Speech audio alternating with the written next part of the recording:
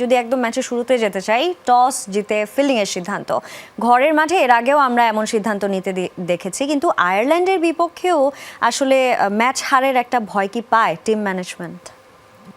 আমার তো মনে হয় অবশ্যই পায়। এর আগে নেদারল্যান্ডসের সঙ্গেও দেখেছি যে এই টসে জয়লাভ করে ফিল্ডিং করার সিদ্ধান্ত, আয়ারল্যান্ডের সঙ্গেও সেটা। টেকনিক্যালি যদি আমি বলতে চাই, আমার কাছে ব্যক্তিগতভাবে একটা বিষয় মনে হয় যে সাদা বলের ক্রিকেটে স্পিনের এগেনস্টের সবচাইতে নরবরে ব্যাটিং দলটার নাম হচ্ছে বাংলাদেশ। এই মুহূর্তে লাল বলের ক্রিকেটে স্পিনের এগেনস্টের সবচাইতে নরবরে দলটা যেরকম ইন্ডিয়া, যেটা আমরা লাস্ট কয়েকটা সিরিজে দেখতে পেয়েছি, হোম সিরিজ তারা পারে নাই। সাদা বলের ক্রিকেটে স্পিনের এগেনস্টের সবচাইতে নরবরে দলটা হচ্ছে বাংলাদেশ। আপনি আকিল হোসাইনকে খেলতে পারেন না, আকিল হোসেন আসলেই একদম হুড়মুড় করে উইকেট পড়ে যায়।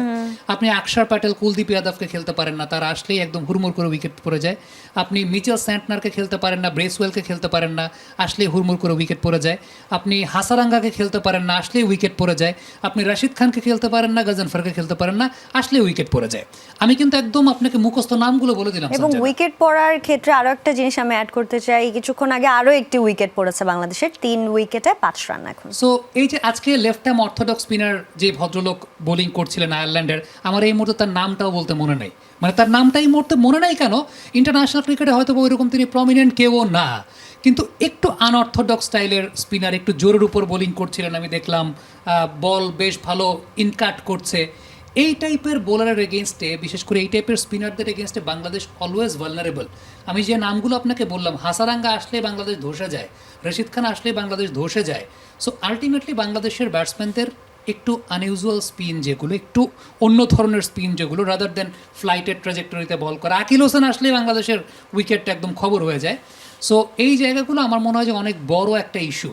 আজকে আমি যতক্ষণ আপনি আমাকে আমন্ত্রণ জানিয়েছেন, তার আগে যে 2 ওভার 3 ওভার খেলা দেখলাম, স্পিনার এগেনস্টে স্ট্রাগল করছেন বাংলাদেশের ব্যাটসম্যানরা, কাবাকাবি করছেন এবং স্পিনার এগেনস্টে স্ট্রাগল করে দেন পেস বোলারকে উইকেট দিয়ে দিচ্ছেন। So these are the things. আমার কাছে মনে হয় যে টেকনিক্যাল প্রবলেমের জায়গার কারণে, ওই কনফিডেন্সটা নাই দেখেই, টেকনিকের জায়গাটা থেকেই কনফিডেন্সটা নাই দেখে, বিশেষ করে স্পিন ডিল করার ক্ষেত্রে মনে হয় টসে জয়লাভ করে আগে একটা সেফ সাইডে বাংলাদেশ যেতে চায়, ফিল্ডিং করার সিদ্ধান্ত নেয়।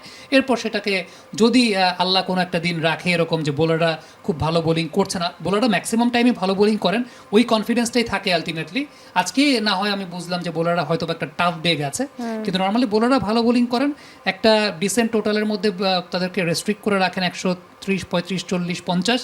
বাট আজকে যেটা হয়েছে, বোলারদের একটা ব্যাড ডে হয়েছে, 180 রানের একটা প্রেশার হয়েছে, ব্যাটিংয়ের চিত্রটা আলটিমেটলি আপনি দেখতে পেলেন।